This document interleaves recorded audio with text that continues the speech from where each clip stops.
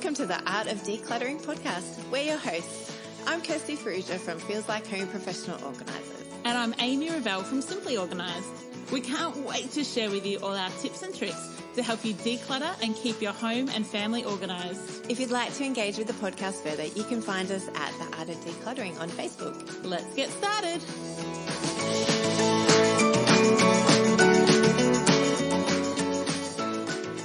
You've joined us for episode 53 of The Art of Decluttering. Today we'll be talking about decluttering and organising small business. And their stock. Oh, yes. I'm so excited about this one. I love working with small business owners. Yeah, it's fun. We get it. Yes, we totally get it. Totally get it. Yes. The time restrictions, the space restrictions, Yes. the financial restrictions, but also that freedom of working for yourself. There's nothing quite like it, is there? No. Well, it's in our experience. I've never been a CEO of an organisation, so there might be something quite like it. Yeah, That's there not might in my be. experience. Yeah. I'll take... And it has its own struggles. Oh, doesn't it? Yeah. Yeah, So let's not paint a rosy picture of it. it's pretty good. It is good. We love it. We wouldn't still be doing it if we didn't love it. So we want to talk about what to do when you work from home and your business even has stock. Most businesses would have stock. Even I have stock. But I don't. Yeah, so great. So we can talk about both. And I used to run a business that we had a stock Lots room. of stock. A lot of stock. Yeah, we can talk about that too. Yeah, awesome. So before we do though, I'd love to talk about Patreon. Tell me about Patreon, Kirst. Patreon is a listener supporter platform where it's a kind of a little bit like crowdfunding. It is crowdfunding. Yeah, It's not a little bit like. it is crowdfunding. It's totally like. It's totally like crowdfunding, but it's crowdfunding for creatives. Yeah. So patreon.com/the art of decluttering, you will find us and you'll find a video over there that tells you our heart and why we're doing this podcast and how you can support us and the benefits of you supporting us. And did you know that you can sign up for our bonus episode? It's a pretty good bonus episode. I really like doing that episode. I think we need to do another one for our Patreons. Oh, that would be super fun. Let's do that. I like that idea. Well, we're going to see how we go. We might even be able to do that pretty soon. So yes, back onto the topic. Okay, have you ever owned a business that was a stock-based business? No, a I have not. product-based business? No, because never I've did only... Tupperware, never did any of those kind of... Oh, I did. I did do for a very, very, very short period. I did Lorraine Lee Linen. What's that? Lorraine? Linen. Oh, linen. Yeah. Oh, never heard of it. So it's like, hold on. It's direct market linen. Yes. Never heard of that. Oh, really? Yeah. It's still around. Huh, never heard of it. Wow.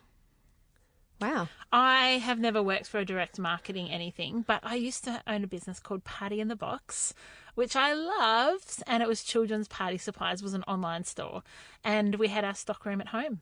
I remember. So I worked out some really cool ways to manage stock and to use the space that we had in our home for stock. Even when we didn't have a stock room, we had ways of setting that up. So we'll talk a little bit about that today. We've helped clients who are direct marketing clients, so Mary Kay and those kind of Tupperware and... Nutrimetics, Arbonne. Yeah, all of that we've helped clients with. We've helped clients who are reps, so they're on the roads, they've got stock in the car, but also stock at home that they're repping for. And then, of course, you've got your at-home businesses. I've even worked for one guy who, let me try and get it right. So he owns a business that has nuts, bolts, screws, fasteners. Oh, wow. Yeah, so I got to work with him in a stockroom. I've worked with people who resell on eBay. Oh, yes. We do have to talk about that. I used to be a reseller, and that requires a lot. Yes, it does. A lot. And I have worked with the people who have their own home small businesses. Yep. Selling things online. Awesome. Like decorative items. Yeah. And markets, like people who do lots of markets, jewellery. Yeah. So we've got lots of different things we can share about today. Kirst, do you have in fact, I know what you're going to say. Our listeners know what you're going to say. So you tell us what you're going to say. It's the same thing we say all the time when it comes to what is the best way to prepare for a declutter and an organise. Keep like with like. Yeah! Ding, ding, ding, ding, ding, ding. The twinkle bells are out, people. I haven't had them for a couple of episodes. I know. I'll try and bring them in a few times today if you like. Oh, please don't. But keeping like with like is a massive benefit and important thing to do when you've got stock in your home. Yes, and I like keeping them in clear containers so that you can see them and get rid of those cardboard boxes because, one, you don't know what's in a cardboard box. Even if you mark it on the front, Ugly. this is something, you don't know how many is in there. You don't know if you're down to your last one. You don't know if it's full. So then you go and order more and you realise, oh, I've got a whole box full that I didn't realise because I didn't have it clearly labelled. And even if I did, I couldn't see into it. Yeah, and I think visually unpacking it. It's an effort to get a cardboard box out, but if you can just see, so much better. Oh, totes. When I did Party in the Box, that's exactly how I kept all my stock. So we had everything from invitations to party plates and cups and napkins and balloons and streamers and cupcake holders and cupcakes and knives and forks and tablecloths and everything. Party favours and games. And, I remember. Right, so we had heaps. And the way that I kept it organised and so I could keep my stock levels accounted for was clear-fronted plastic containers. And they were so easy because you can stack them, you can see what you've got. It made life so much easier and stock takes so much quicker. You had your whole spare room set up as a stock room, didn't you? We did. Those, we moved metal to this shelves. house. We got metal shelving from Bunnings, which were like $17 each. And then we set those up. But that was probably only in the last couple of years of the business. Prior to that, we had our stock room in our bedroom. Oh, that must have been provided for fun Saturday nights. Yeah, so it was not ideal. However... No wonder you don't have any more children. Party in the box. However... No party in the box. As much as we didn't love it in our bedroom, that was our life stage. We didn't have a house that had any spare space, and our bedroom was large. So again, we just used shelving and kept it to one spot in the bedroom. Yes. But...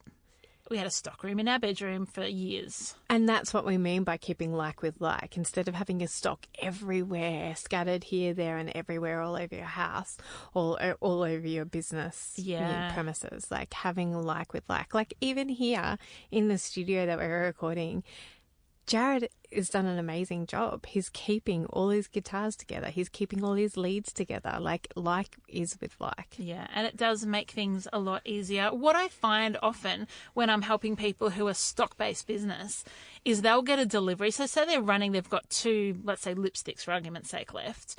They order in new stock. Then when the new stock arrives, they've got 2 boxes of lipstick. Yes. And they're not combining those, and then they start using the new box, forgetting that they've got 2 other ones, which eventually end up out of date. Yes. And so there's a real financial incentive to be keeping stuff together, keeping it really clear. Often when we're dealing with stock that won't go off, we don't put lids on because you don't need a lid. You want to be able to reach in quickly and you want to be able to put new stock in really quickly. And you want to be able to count it quickly at stock take time. Yeah, I used to pay my kids to do my stock take. So I would do a first stock take, but then I would always do a second count. And I would pay the kids like 5 cents per item. And they would love it because it was like fun party stuff. And they would be stock taking for me. Awesome. Yeah. It's so much fun. So we also want to keep packaging stuff together. Hey, Amy. Yeah, if you're someone who does a lot of mailing, like you're sending product out. Like eBay resellers. eBay resellers. Or if you've got an online business, scissors, sticky tape, packing stuff, boxes, bubble wrap, mailing labels, return address labels, all of that stuff keep together. So when it's time to do that part of the business, it's really quick and efficient. Yes, love it. I do love going down to my local post office. I hate the post office. Oh, do you? Because I've made friends with them because I was always going down there for Party in the Box. And now because I've got a book, I post my book all the time. And so I've just got to know them and we have a lot of fun. And I like the people who work there. You just don't like going. I'm just not a fan of going there. Is there queues? Yeah, there's queues. Ours never has queues. Yeah, how did you know it was about the queue? Because everybody hates queuing up at the post office. Yeah, let's not talk about Australia Post. Oh, okay. No, not a fan. Okay. I love thinking about the flow of your work. And this is in regards to a small business and stock, but I think this can be applied for everybody, like flow of how you process things. Make it as easy and as straightforward as possible to follow the best flow, and then order your stock around that. Yeah. Like, and order your life. If we're just talking about your home, order your home around how you process things. You want to find the path of least resistance in your home, business, family life, everywhere, and then work around that. Yes. If you put on your sunscreen in the bathroom, keep your sunscreen in the bathroom. But if you put your sunscreen on in the car, put it in the car. Or if you put it on at the front door, put it at the front door. Yes. Make life easy. Make life easy. Please. So if you've got stock that you sell a lot of, keep it more accessible. If you've got stock that you hardly ever sell, keep it further away. If you've got things that display items, you might keep them in a tub underneath items that you access far more regularly. Yes, and that goes with also when you get new stock in, put it behind the old stock so that you're selling the new stock first. Very, very good. So let's talk about, some people get orders from clients and they process them straight away. So I would prefer to go to the post office every day and know that I don't have anything in the back of my mind than keep all orders and go once a week.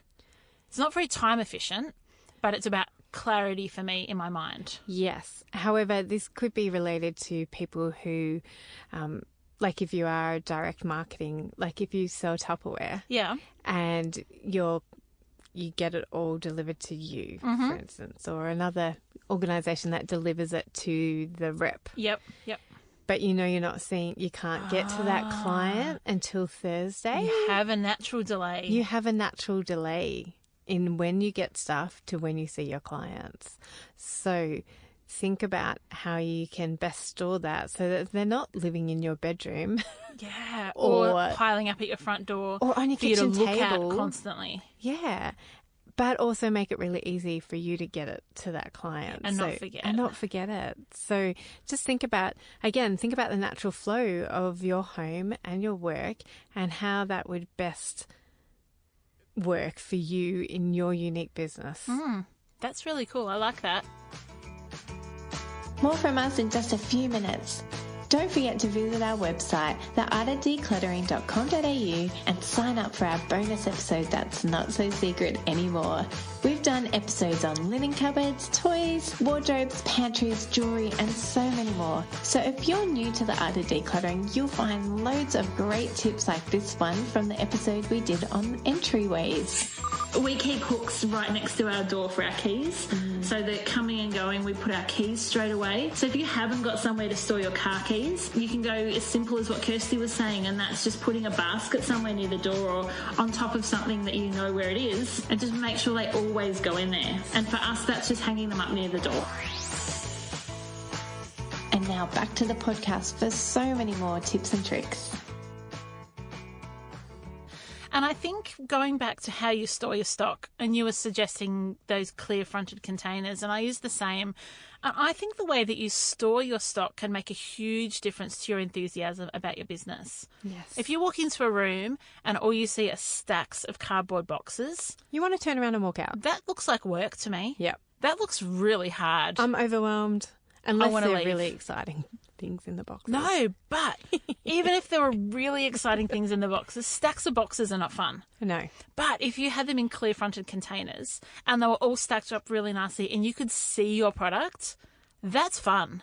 Yes. That brings enthusiasm, and that actually changes the way you feel about your business. Yes, I was thinking about when you get the orders in. Oh, yeah, when you first get an order, that's... I want to open that I'm box. thinking like processing room, stock room, yes, where you keep all of that. So if you can see it, I actually think it helps you become a better salesperson.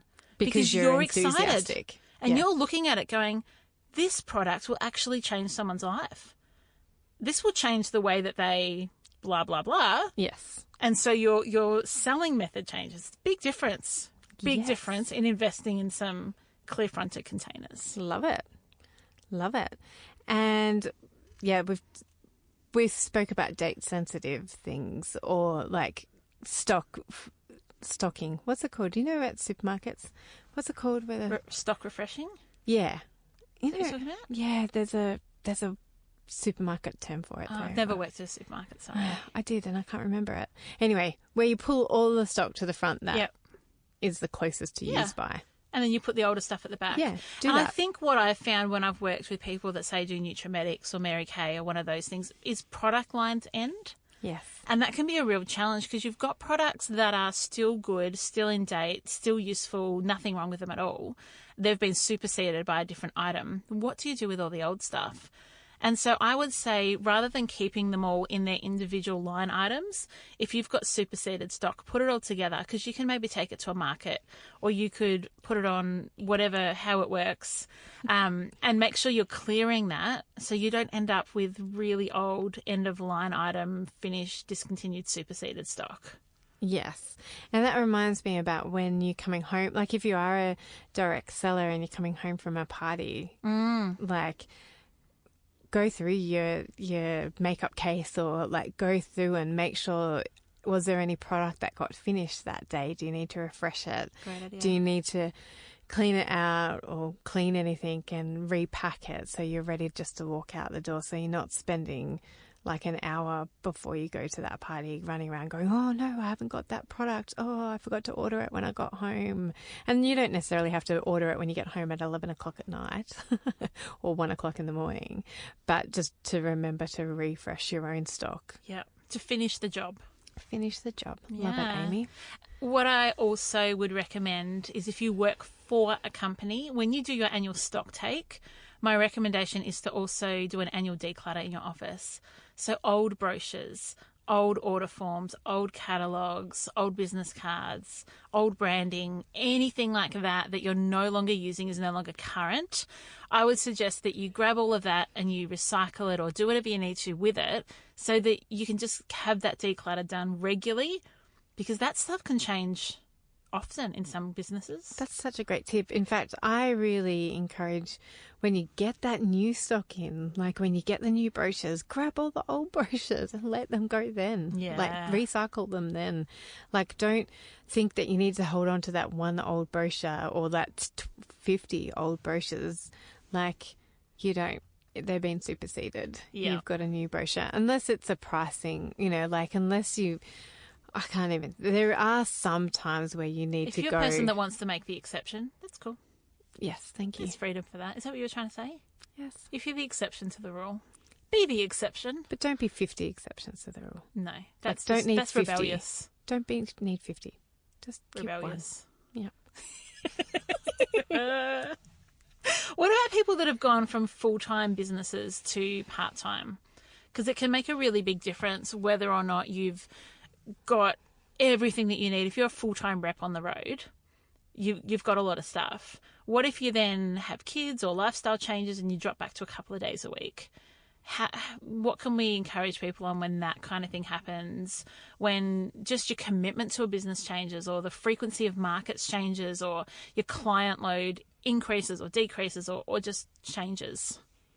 Yeah, I think it's, again, going back to that, like, how much of a product do you need? How much of the marketing material do you need? Like, can you pass on some of them to your colleagues so that you're not holding all of it? But, particularly if it's not superseded or outdated, go to your colleagues and say, hey, I know I'm not going to get through this much in a month. You need some more. Like you may have taken on my workload. Yeah, somebody else out there is increasing or decreasing. Yeah, alternative to you. Yeah, and even if it's like direct marketing or whatever, like sell it to your somebody else in your network. Yeah, I really like that idea. Do you have any other? I think it's about really being aware of how much stock you have and the flow of that. When you're in small business and you're in a product-based business, you will try things that don't work. That's totally okay. If you buy something and you have the expectation it'll sell really well. I remember, let me give you an example. I was really wanting to stock just cupcake stands that could flatten down, so flat pack cupcake stands. And they weren't really popular, so I imported some from China. And I made sure they were these ones that had been food protected so that you could wipe them down and pack them down and put them away. And I ordered a lot. I'm not going to tell you how many, but let's just say it was a lot. It was one of those business decisions that I went, yep, I'm happy to risk You were it. ahead of your time because they're still really popular. Are they? Yeah, this was You were ahead 10 of your years time. ago. You're way ahead of your time. Well, they were awesome. You poor thing. So I'm like sad for you because they're still really popular. Like you can go to your $2 shop and get them for $2. Really? Yeah, okay. So I paid more than that I for can them tell. at wholesale. And they came and there's like massive boxes of them. I love them. We use them in our home. They wipe down beautifully. They were easy to use. And I had a lot of them in stock. But here's what I found out once they arrived is the packaging they came in was too big for the boxes that I sent my parties out in. So the concept was you can buy a party in a box. So you buy a box and everything you need to run a party is in it. From woe to go, everything. Party bags. All you have to do is like add food. But my cupcake stands didn't fit in the boxes. And the overall business cost to increase my box size just to fit the cupcake stand in was too high. And so then I couldn't include these cupcake stands. So then I had to try and sell them separately. But the postage was going to work out more than the cost of the actual. So I ended up just selling them all off at a loss. Because it was one of those things where I took the risk. Yes. And I went, this is an awesome product. But when I got it, I realised I hadn't fully assessed how it would impact things. And so what I could have done is the moral of the story is I could have just kept them. You could have. And I could have just kept them in that office, in that stock room. I for could have come months back now and got months and months Years. and months Years even. and years. And In the gone, hope- I pay good money for them. Yes. They're a great product. But you know what? They just didn't work with the business model I had. And so we sold them off. In the end, we actually only lost a couple $100, which was incredible. But don't be so tied to stock that you've bought in that is either not selling or doesn't work with the business model you're using. Be okay to get your Elsa on and let it go. And find creative ways to make that work for you. Like you made a loss still, but you got rid of the product. Yeah, so instead of selling it as part of my business, we just put a lot of them on eBay Yeah. and just sold them at cost on eBay. Awesome. Yeah, so there's creative ways to do it, but don't just hold on to stuff because you wish that it was successful. No, and the same, like I'm just thinking about when you're trying to figure out your packaging. Like you might buy a few sizes boxes. Correct. And you're like, okay, this one works. And or you might buy the boxes and end up hating the way they pack together. Yes. And they're really hard to pack together. Whereas another box Was perfect was for you. awesome. Yep. But you're still holding on to that 50 boxes that you bought. That you feel bad. Because you Find spent another money. business owner. Yep. Just donate them, give them to a school. There's always someone willing to take it. Or buy, swap and sells are a great way to get rid of things that you've tried. And it might even be that you used to keep all of your stock, and this was our experience, in smaller containers, and the business scaled and we started buying in bigger bulk amounts. We just needed bigger containers. Yes. So we didn't need all these small containers, but somebody else could use them. Yes. Great advice. Right. We have a Facebook review this week. We do. Mel Welsh, thank you so much for leaving a Facebook review. We're just going to read it out and allow you to encourage us and encourage our other listeners.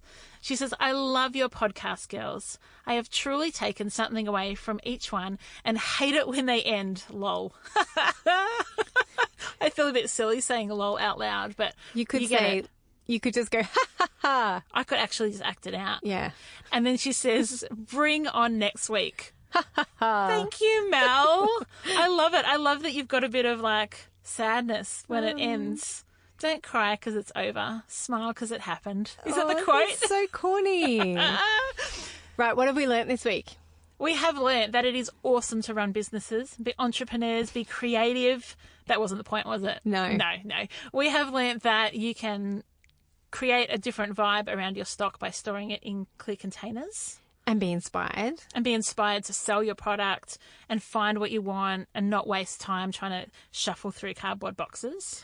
We have learnt that it's always good to keep like with like everywhere in your home, always and ever, always and forever. Get your Kylie Minogue on. Like with like is really important, and also to consider the flow of your work. Yes. Do you need a space to be able to pack orders, or are you okay with everything lined up against the walls? How does that space work well? And then stock take. I love stock take. Look at your face. It's like lit up like a Christmas tree. It's like stock take. Stock take is so much fun. So think about how you do your stock take, and then also make sure that your marketing stuff is always up to date as well. Yeah, and your packaging. And maybe don't buy too many cupcake stands. Yeah. Hopefully someone else just like that took off for them. I reckon they did. I reckon that's why all the $2 shops have got them, because they all bought them from you. That could be it. Still getting through my stock from 2009. You should laugh for the day, peeps. This is what brings Mel back every week, hoping that we laugh at each other. Oh, I love it. We hope you have a beautiful, beautiful week, and we can't wait, like Mel, to hang out with you again next week. Have a great week. Bye. Bye. Thanks for joining us. If you've learnt something awesome today, do a friend a favour and share this episode so they too can learn the art of decluttering. You can find me, Amy, over at simplyorganised.net or on Facebook as Simply Organised PO. You can find me, Kirsty, over at feelslikehome.net.au or on Facebook as Feels Like Home PO. Don't forget, you can see the show notes in your podcast app or over at our website, theartofdecluttering.com.au. So if there's anything you want more info on, check it out there. If you love what you hear, we'd really appreciate you leaving a review on iTunes. We hope you've enjoyed listening and that you've learnt some tips to help you declutter and keep your home organised. If you'd like to join our supporter community, you can do so over at patreon.com/theartofdecluttering. We hope you have a great rest of your day and enjoy the freedom.